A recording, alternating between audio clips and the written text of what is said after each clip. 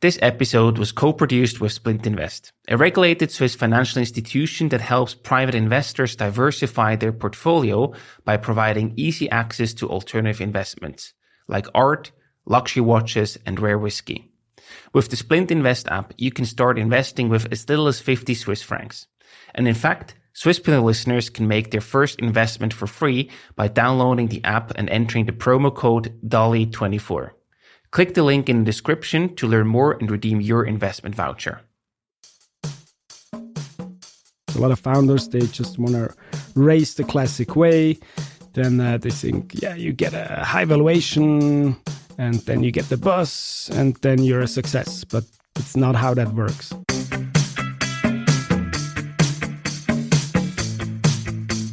Welcome to the Swisspreneur Show, a podcast about startup stories and learnings from experienced entrepreneurs.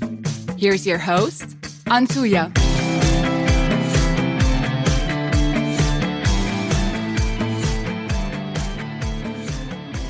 Welcome, David, to the Swisspreneur podcast. So happy to have you here today with us.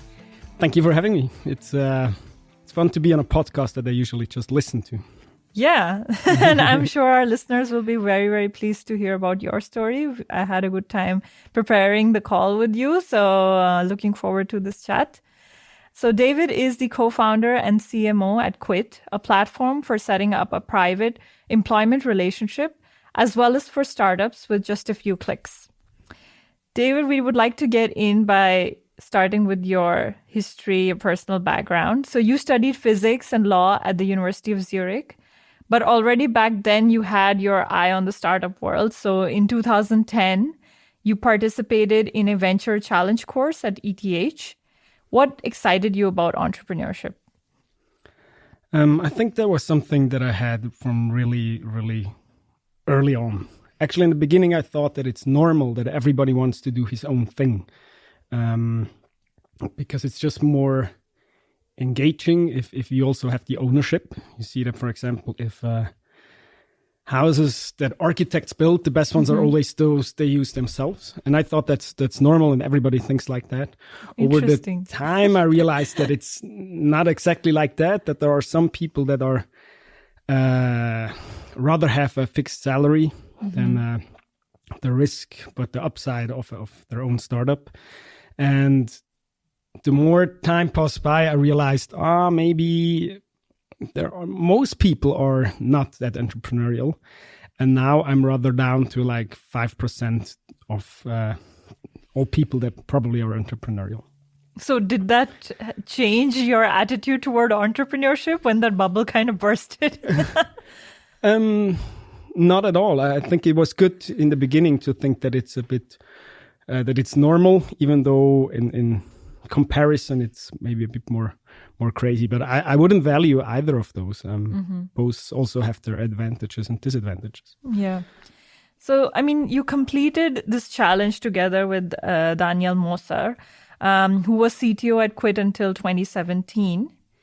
What were you two building back then? Like, how did this come about? So we participated both in that venture challenge course, which took place at ETH Zurich. I think it still is taking place there. And everybody could show an idea. And the ones who got the most votes were the ones where you formed teams and where you played through the course with these ideas. And the idea there was eBay for services, so a matchmaking platform. And we also started out with that. That's why the company is still called Service Hunter, because the original product would have been called Service Hunter. So how did it become quitt then? We realized that these relationships that happen through that platform somehow would have to be legalized. Otherwise, it would be black work happening through our platform. Right. So we thought, let's do an eBay for services with automized legalization. But then we saw that for one, these are two different business fields. So matchmaking and these legalization, quote unquote. And we saw that many of them that tried to do a matchmaking platform didn't work out because you need a lot of money. You need the supply and the demand. And by the way, also, if you look now, there's still no eBay for services, even though many tried. So plus there are two different fields of businesses. So we said, let's just focus on one for the beginning, and then we could still do the other part later. So did you choose this idea of eBay for services because there didn't exist one? I mean, you're saying there still already isn't one existing really. So how did you even like narrow down on this idea? I don't know how many back then already tried, but I saw many in Switzerland and also worldwide. I mean, there are some that you could say are in that direction, like TaskRabbit, or I think in some countries even eBay has like the services category.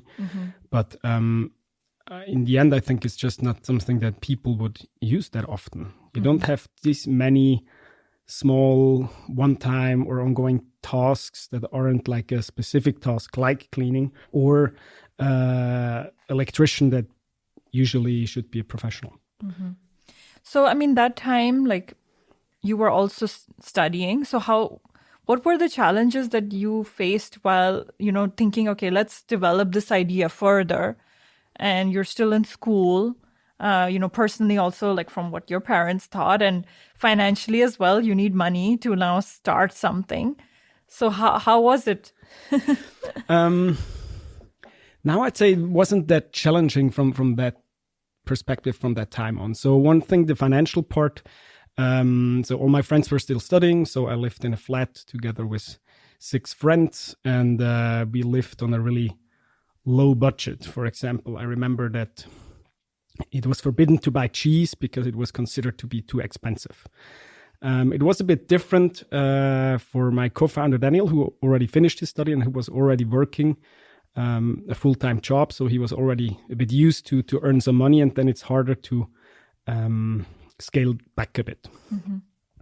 Then from a personal side, it didn't feel too much like a challenge, but one thing is for sure. So the thing you always hear about startups, that it's like a rolling coaster, that it's up and down. And one day you're like, wow, this is $1 billion idea. The next day you're like, what am I actually doing here? This is totally normal. So in the beginning, especially through all the different phases, the first phase, you don't have a product, you build up the product. Then you might have a product, but you have to find customers. It's really always up and down. Similar struggles, that everyone faces.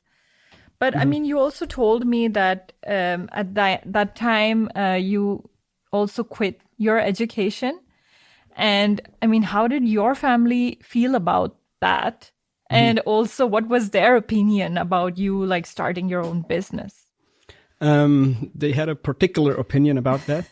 But first, I was like the 8th child of my parents combined. I only grew up with one real sister, but I think if you have many kids, you get more relaxed. So there was officially no pressure for school. So after primary school, I also went to the Realschule, Sek B, and then made my way up. But nevertheless, if there's no, let's say, official pressure, parents are really good at giving this rather unconscious subtle pressure. And for them, education was really, really important, like scientific nature science education. So my father definitely liked that I was studying. And when I said I quit my studies to start quitt, he really didn't like it. And he said he believes that I will be disappointed later on. And then I asked him, do you think that I will be disappointed really in either case, or you think it's just that you are afraid that I would fail and you say I'll be disappointed if I fail? And he said, no, I think you're going to be disappointed even if you succeed. And there I knew for myself that I hardly see any chance if I succeed that I will be disappointed. But why do you think he said that? I think for him, education is that important that he thinks if you miss out on It's like you finishing missed physics, a big you milestone of your life or something. Yeah, but what I thought is like if I'm successful, I could still go back and study. Yeah, of course. Which I might do. So it's and then I thought I'd rather do it this way around than first finishing studies, because then it gets harder and harder. When you're young, it's easier to take the risk of founding a startup. Mm-hmm. But how did it feel to you then? Because, you know, your parents aren't fully on board. And just having, like you'd mentioned to me also before, that just knowing that you're not crazy and having support, like, helps a lot. So what was then your support system back then? Or did you need one, or you were just like too motivated to even care about it? So two things. I think one part of education is the emancipation of it, so that you emancipate yourself from your parents. On the other hand, they didn't say like we forbid you to do it. It was more, again, this subtle pressure that they think something else would be a better idea, but that doesn't mean they didn't support me. Okay. And funny thing now, actually my parents, I guess they're quite proud. So my father once said something like, "Oh, finally we have somebody in the family again who earns his own money." That must have felt good. Yeah, for sure. So in 2010, you and Daniel Moser founded Quitt. Why was this particular interest in employee-employer relations and illegal work? So it came out of that idea, I said, from that eBay of services. So I think it was never the main thing we're aiming at or the main thing that we think about or the focus. It wasn't like the employee and employer relationship or the legal work. It was rather the service we provide to them. So the product. So we kind of have two users, the employers and the employees. And the employers are the one that are paying for the service. And from us, what we focus on is rather providing them a good service, and not. I think it's really good to have a business that does something useful. Right. Because even if you don't say this is like the number one you're always aiming at, the good you do, but it's just good to have that as a basis. I think through everything, for all people you talk to, for all employees and potential employees and partners, it makes everything way nicer if you do something good. So just to understand a bit more, especially around the illegal work in Switzerland, right? So first question I would have is, what data do we have on illegal work in Switzerland to begin with? Yeah. So official, there's no data because by definition, it's unregistered work. Yeah. But we estimate it to be at between 30 and 60% that do not register their domestic helper. And worldwide, there are some numbers from the ILO, International Labour Organization, a sub-union of the UN, and they count 75 million domestic helpers, which is quite a big chunk of the, like, people-wise of the global economy.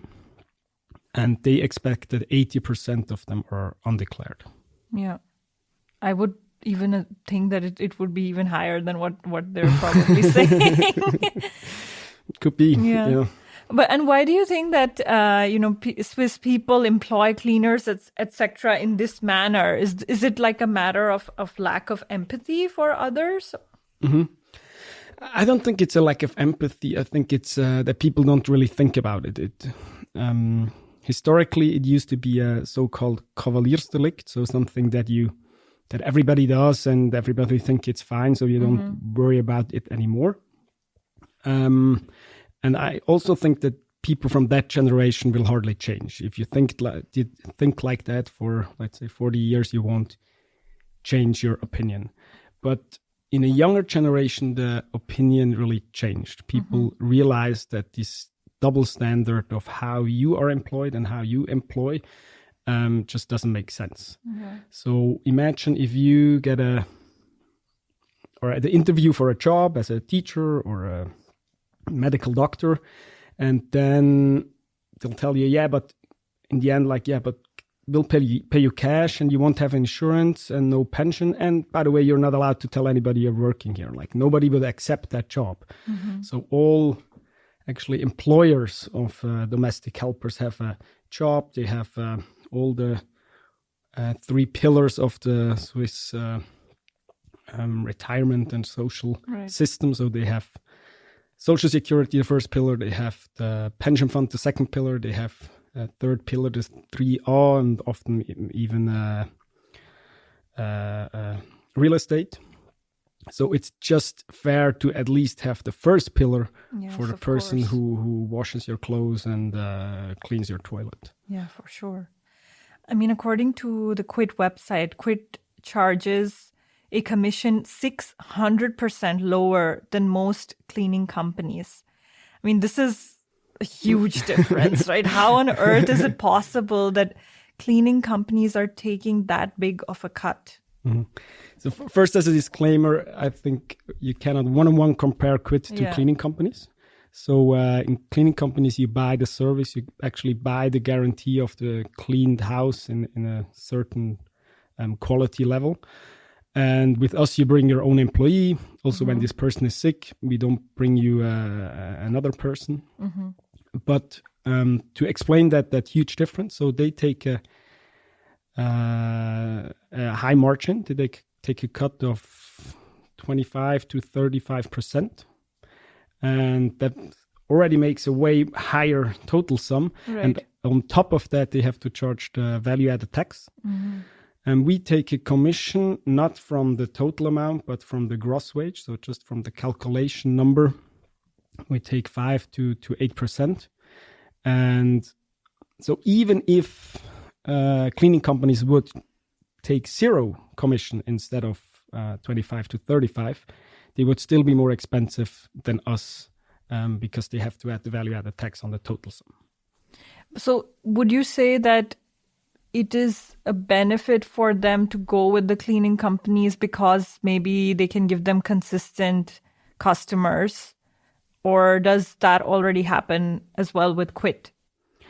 I think as a cleaner, if you're good, it's not an issue to get customers. That's it's true. Rather hard to. So a lot of people, like some, even don't want to give the contact number from their cleaner because they are afraid they will lose that person. That's true.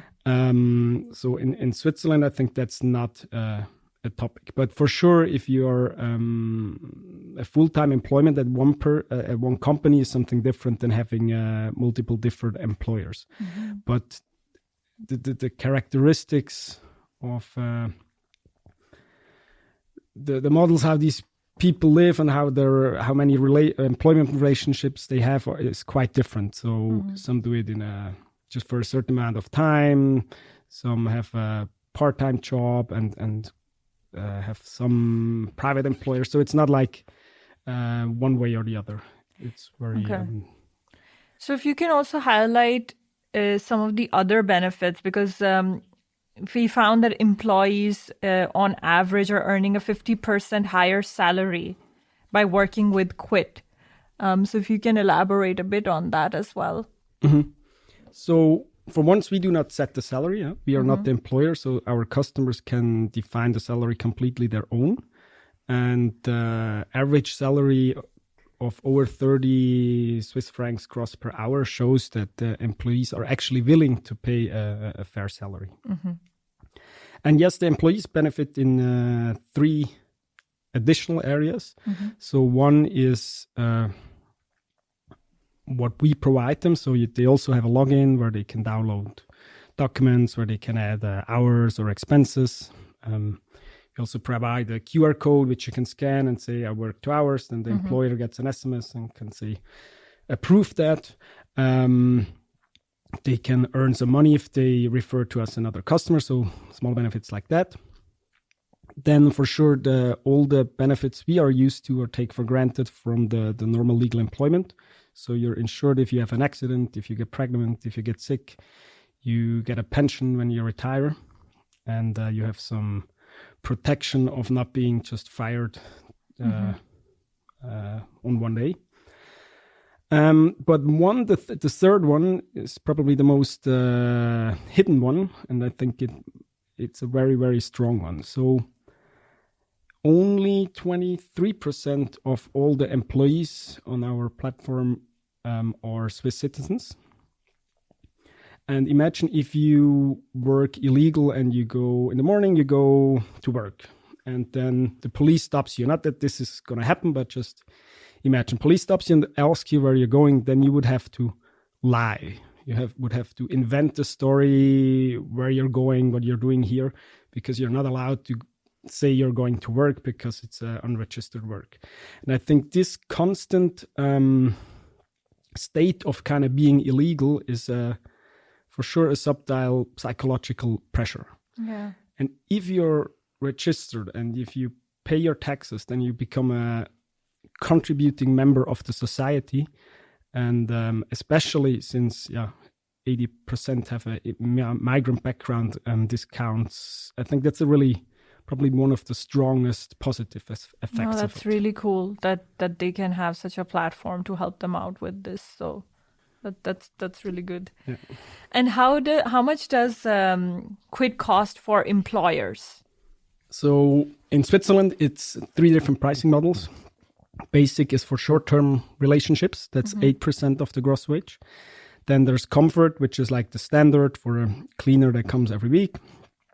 That's 120 francs per year plus 5% of the gross wage. And then for bigger employment, full-time nannies or so, it's a flat rate of 990. Okay.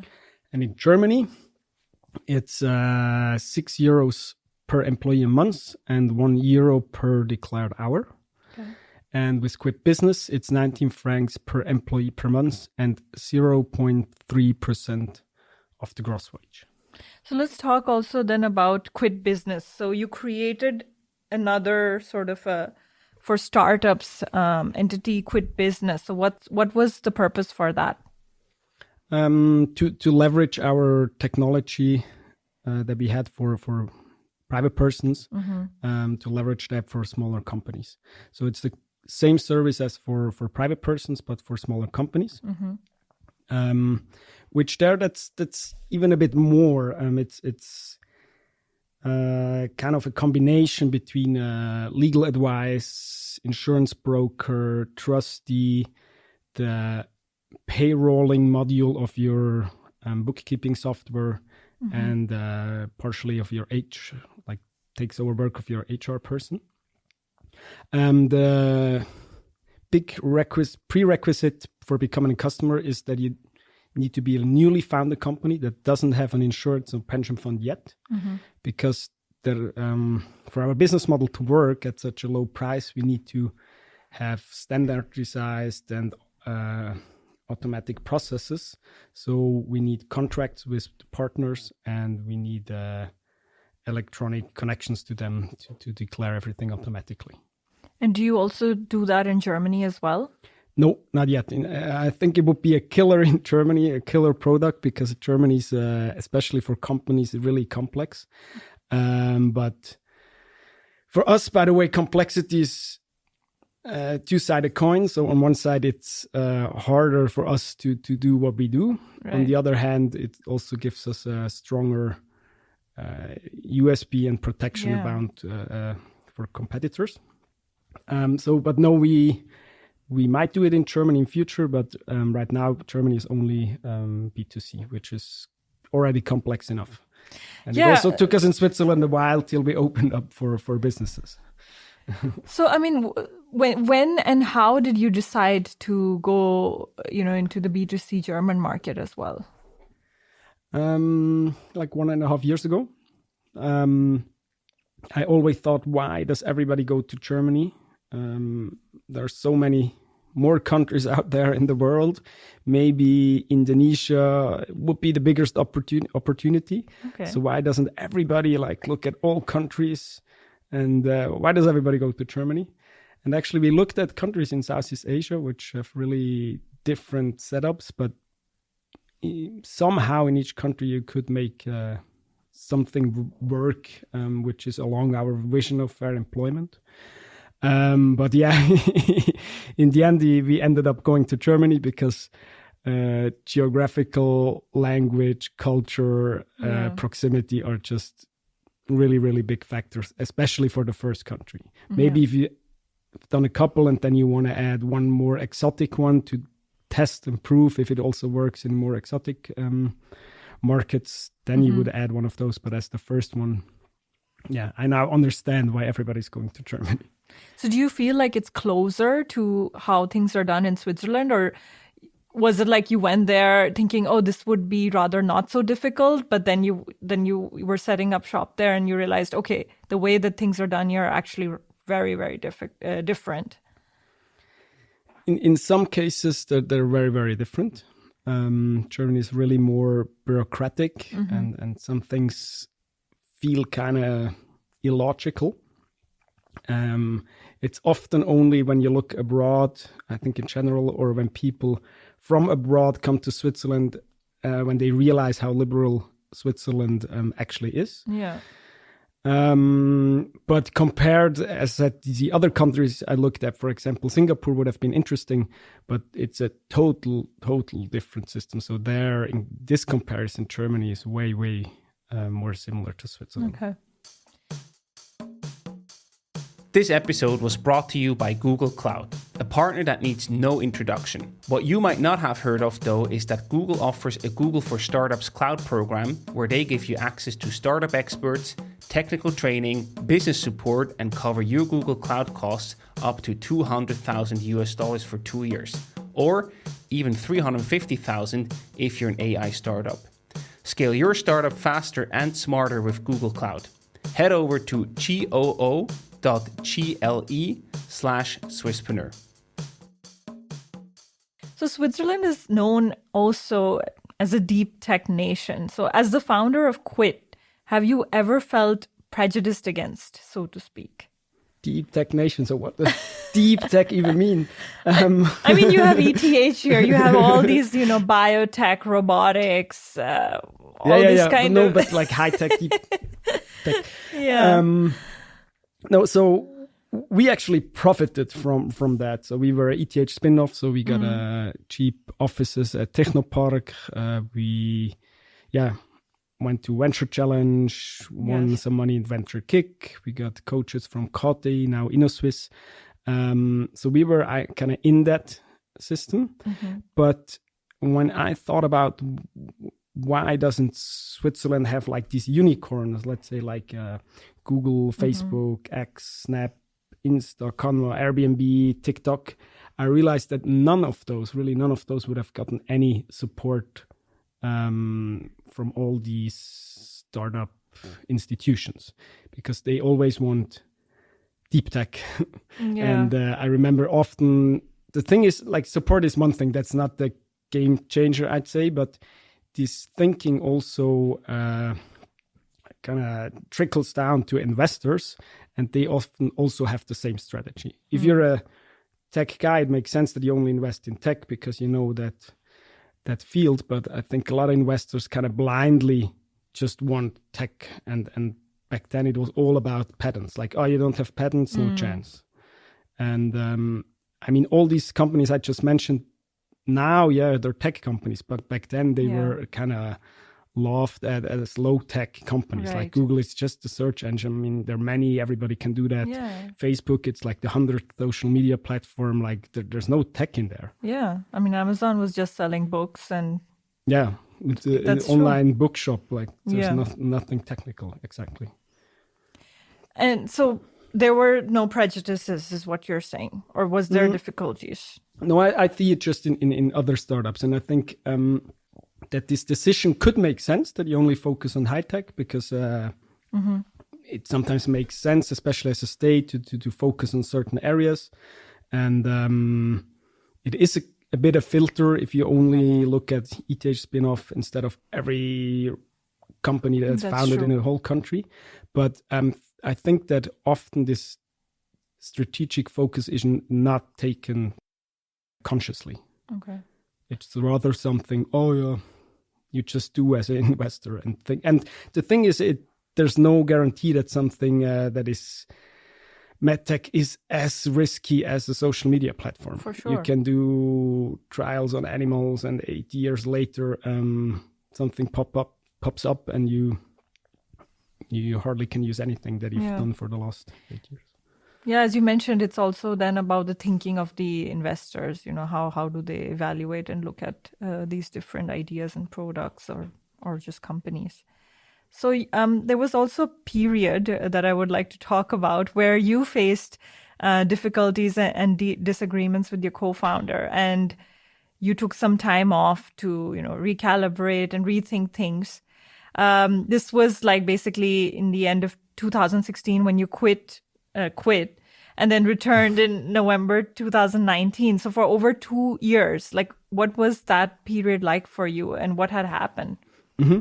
So me and my co-founder didn't agree hardly on anything except one thing, that it might be better that we do not work together anymore. So I left operational business and went for a trip around the world. I actually started off from Zurich with my motorbike. The original plan was to get around the world without flying, which didn't work out in the end. But I learned a couple of things. So for one, when you're operationally active, then you're at least 8 days of the day, you're like in the company, doing things, thinking about the company, and probably also even more in your free time. And you're involved in also a lot of details. Mm-hmm. But when you're in the jungle in Guatemala and don't have any reception for weeks, you cannot be involved in anything. And I think that disconnection and having to completely trust other persons in everything that happens in the company surely is a good exercise that probably, especially for founders, is a good learning for the long term. So you learned to let go, basically, a bit more, you could say. And then how did you decide, or what made you decide to come back? So I came back, and I was involved in other companies. Mm-hmm. I also saw how quitt changed a bit. One thing I realized, they were now, often I heard the sentence, we're not a startup anymore, we're now a KMU, which I kind of didn't like. Nothing against KMUs, but SMEs. But I think a startup is like about constant agile development and doing things the next year in a different way that you did it before. And there it was more like I saw a lot of documentation of processes. There were over 100 pages on design. For example, there was a documentation on how to define a persona for us. So not the persona for us, but on a meta level on how to define that persona. Right. And I think you hardly actually need a persona at all.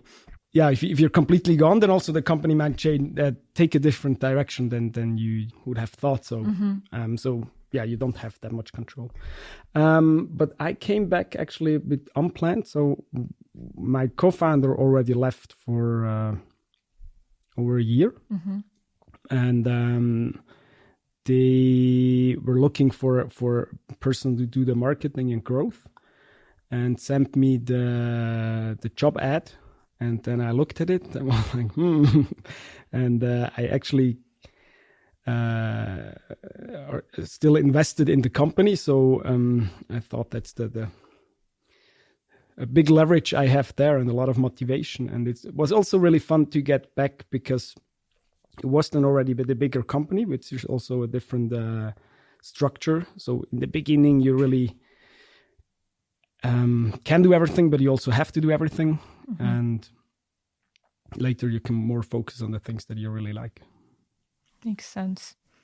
So now in terms of what are your, let's say, main marketing channels that you employ for quitt? Mainly it's search engine marketing. Okay. It was funny when we did the financing round, we hired somebody, a really good person who had 15 years experience in marketing, had bachelor, master, MBA, led a marketing agency actually. And this person did a really good job in marketing, but just didn't touch anything online. So all classic marketing, doing print stuff and so on. And then we somehow realized that these Google ads I'm doing as a small side hustle are like 100 or 1,000 times more efficient. Right. So that's when we realized that online marketing is the way to go, and it's still like that. Still the way to go, I mean, PR used to be something strong as well.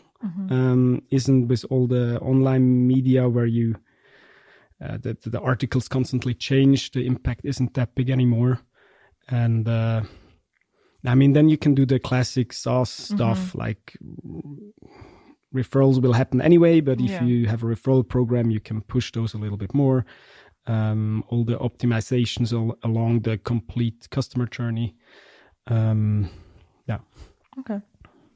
You had mentioned that, state institutions have no interest in efficiency. So we want to get it a bit into that as well. How is this a challenge in terms of digitalization? We first thought, because a coach told us it's not a challenge, that it's going to really help us. So he said they will pay you because they need good data quality and they have a lot of overhead to clean their data. So we thought they will pay us, but as it turned out, that's not the case. And they are also not really interested in changing their processes. So for example, we have digital data, and they also need digital data in the end. So you could send them digitally, one might think. But how it then actually happens is that we generate automatically a PDF and send it out automatically via email. They receive that email. They generate a PDF out of the email and the attached PDF. They then print it out and send it to the scan center, where it is scanned in again, and then somebody types it off to again have digital data. Because that's the process they have set up, and they're not really willing to change that.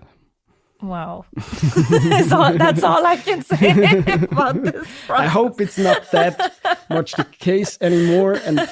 And we also now work together with some a bit more, with some a bit less. When we got a bit bigger, they're also a bit more willing. But yeah.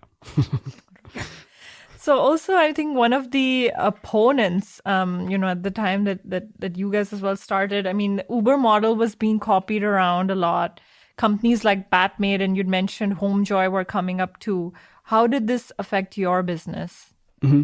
So there were a lot. So this Uber for X area where startups were searching for applying the business model of Uber for other fields. So there was HomeJoy that you mentioned. There was Book a Tiger, which was funded by TX Group. There was Helpling, which was the Rocket Internet copycat, and there was Batmate, who kind of copied the front end from HomeJoy and the back-end legal system from us. And HomeJoy was really a classical Silicon Valley success, as it looked like. They came out of Y Combinator. They got funding by Google Ventures and Andreessen Horowitz. Then we saw, they're coming to London. 2 months later, they were coming to Berlin. So we were a bit afraid. But another 2 months later, they were gone again and closed down and gave back the money they had left to their investors, because mainly out of two reasons. So one, it was just clear that what they're doing is illegal. So they're supporting black work. Whereas with Uber, it was a bit more of a gray zone, because they started out with these black cab drivers, which were historically really rather self-employed people with their own business cards and so on. Whereas with cleaning, if you tell somebody, go clean there tomorrow for this salary at this quality, this many rooms, it's clearly who is the employer. And second, it's just not that easy to manage the workforce. You cannot just put an app in the app store and then employees will say, oh yeah, tomorrow at that time for that salary, I will be on time and clean exactly to the level how that customer wants it. And then I'll wait another days or hours until the next job pops up. It's just not that easy. So in the long run, it was really good for us because it brought us customers. So we ask all our customers where they come from. And it's very diverse. So it's not, some did it unregistered, some did registration themselves. Sometimes it's first-time employment, but also a lot of them come from a cleaning institution. Because they realize maybe in the short term, a cleaning company makes sense, but on the long run, if you employ somebody for a year, it just makes sense if you pay 10 francs less and the employee earns 50% more. Okay. And the first time Quitt raised funds in exchange for equity was back in 2012. So what did the Swiss fundraising scene look like back then for startups? So quite different. So even the word startup wasn't that known. So when I told people I work for a startup, then they didn't know what I'm doing. So I often said, yeah, I have my own company. But then they maybe a bit exaggerated, but they thought about the factory with people and trucks going in and out. So if you're just two guys without any salary in a small room in Technopark, that's a bit exaggeration. But if you said I'm working on a project, then the next question was, what do you do for real? Like, are you still studying? Do you have a job next to it? And you're like, no, that's all I do. And maybe if you've been working on it full time since 2 years, the word project is an understatement. So I'm happy now we have the word startup that covers a very, very broad spectrum, but everybody understands it. And just to give a bit general perspective on how known startups and startup investing was back then.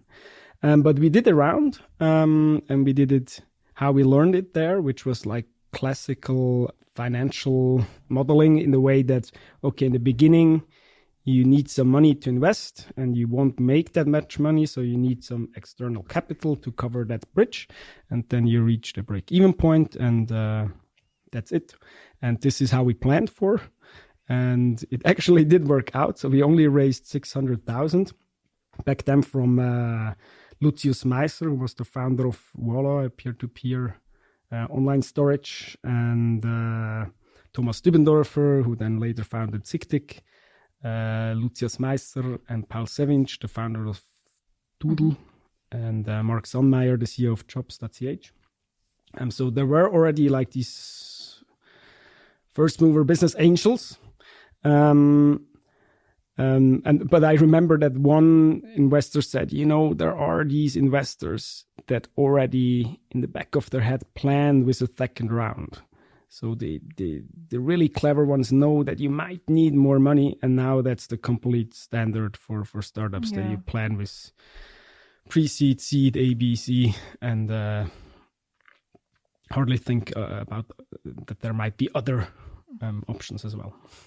So during our prep call, you mentioned that a lot of startup founders get into the VC game not really knowing what they're getting into. So what did you mean by that?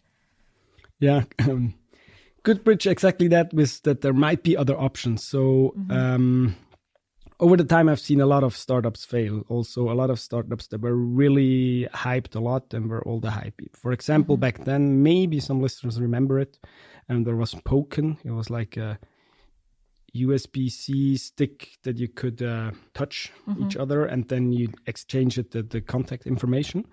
And that was like all the hype, and everybody said, look, like these guys, how they are doing it. And somehow I never heard of it, and they're gone. And I mean, there's so many cases, and also those that might sound like a wonderful exit. Behind the curtain, the story might look a little bit different. And a lot of young founders are don't even see a other way than just going the classic way of raising seed A, B, C. And so in the whole news, I think there's a strong survivorship bias. And this you see also in founders. A lot of founders, they just want to raise the classic way. Then they think, you get a high valuation and then you get the buzz and then you're a success. But it's not how that works.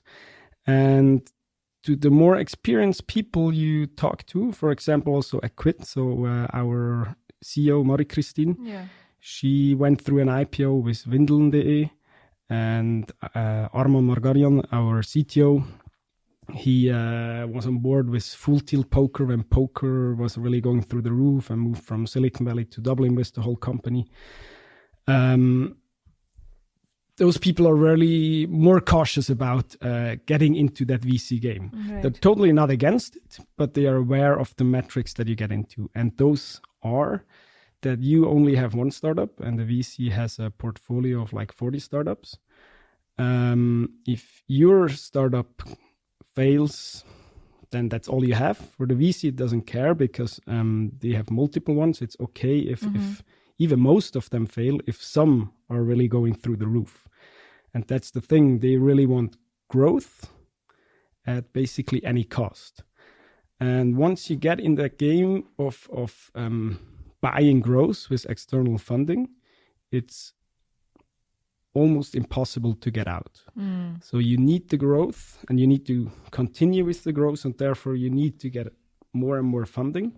And if not, things aren't that easy. So if you do not want to raise more money because it maybe totally makes sense, on one hand, you would have to let go of a lot of people. On the other hand, you would have to tell your investors that you don't want to raise another round, which they don't want. They rather see you close down or take even more risk and grow. So they will not accept it most often.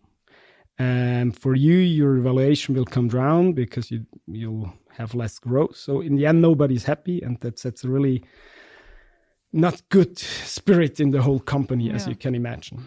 And the thing is, if you get into it, you're in it and you don't get out of it. And I think that's nothing bad if you know the game you're playing. But I think more founders should be aware what they're getting into. And maybe there are other options. So like growing in a classic way, really crazy idea of making more money than you spend, for example. So what advice would you give people who are then going in for raising funds?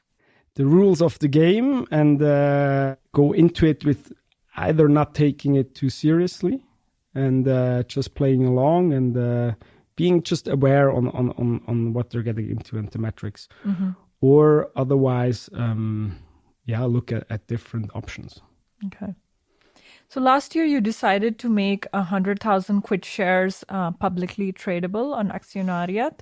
What motivated this decision? Lucius Meiser did, one of our main shareholders and founder of Aktionariat. Yeah. No, but I really like the idea. So I like the idea of democratization of small cap companies. And we did it rather for not to raise money, but rather for the community building aspect of it. So we only communicated the offer to customers and our employees. And as an example, we always had an employee participation plan, but hardly anybody took advantage of it.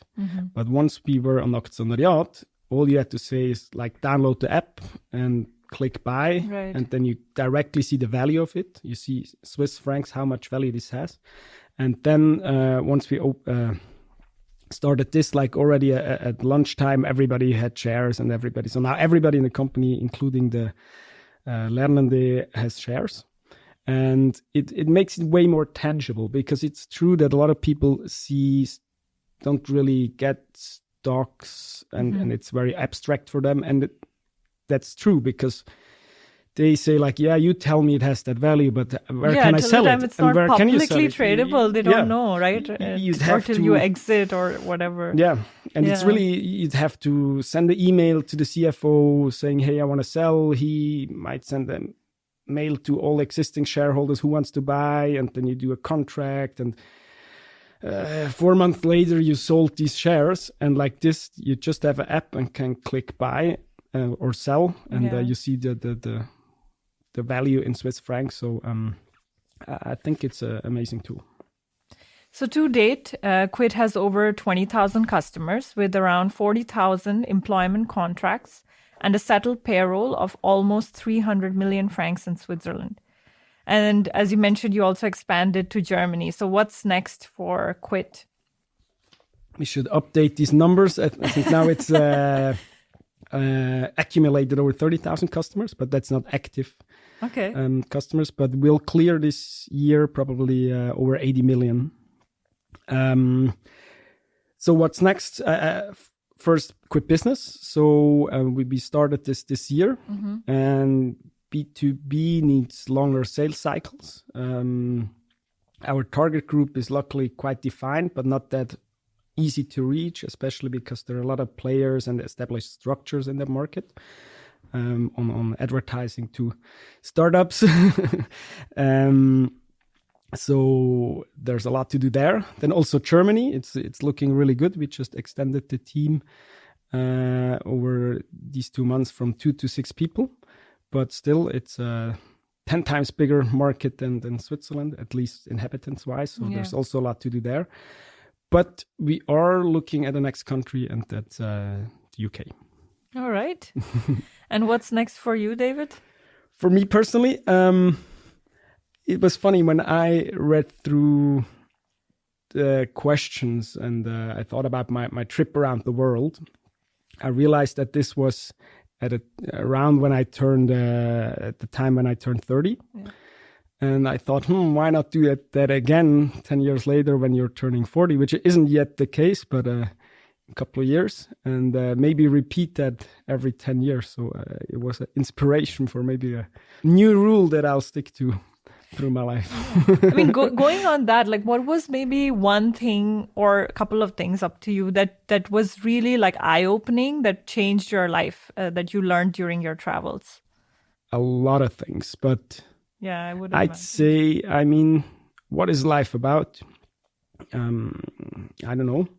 But it definitely makes you feel alive, the things you live through there on such a trip. And there are really different characteristics of different parts of the trip. So with the motorbike, you're at totally remote places. That's something different as other places. And I do like the serious life, to have a regular life, to use your brain, to be really effective and produce a lot of intelligent stuff. But I think it's still, you need to balance those two. So when you travel a long time, then I was really looking forward to have a regular life and a clear mind and work a lot, basically. And on the other hand, if you work another, let's say 9 years, you work a lot, then it's I think a good idea to also take 1 year off and not work. And what would be some recommendations you would like to give to our listeners in terms of any podcasts, books, or other resources or gadgets that you really like or has helped you a lot? I think the most standard things are already mentioned here, but I can mention some podcasts. One is T-Boy, the best one yet. It's like a really high energetic, short-term daily business news. Then The Pitch. It's another podcast that is like Shark Tank, but really uncut and raw without the show. And speaking of those two, I think the first season, at least, of the podcast called The Startup by Gimlet, which is from the guy while he builds up Gimlet. And the funny thing is, so while during the podcast, the show The Pitch is actually bought by Gimlet, and then Gimlet gets bought by Spotify, which also bought T-Boy. Now T-Boy and The Pitch are on its own again. But it was funny to listen to all those and see the connections and how lively that market is. All right. Thank you for sharing. We'll add this to our description so the listeners can check it out for themselves. So now it brings us to the last segment of this episode, which is the rapid fire questions. So are you ready? I'm ready. Rapidly I'll answer. try to not answer them relatively. All right. VC or angel money? Angel. How many times have you regretted your decisions during your startup career? 0. Do you want quitt to outgrow you? Yes. Describe the benefits that quitt brings to the table in one word. Convenience. All right. Well, that's it. Very good. You're probably the one who answered the fastest out of all our guests. It was hard. My brain had more to say, but that's good. Well, thank you so much, David, today for all the knowledge and information you've shared with us. I'm sure our listeners will really enjoy listening to this episode. Thank you for having me. Thank you for listening.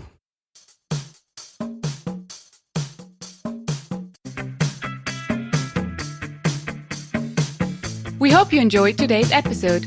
If you did, you can support us by rating our show on Apple Podcasts. This way, we can reach an ever-growing number of aspiring entrepreneurs.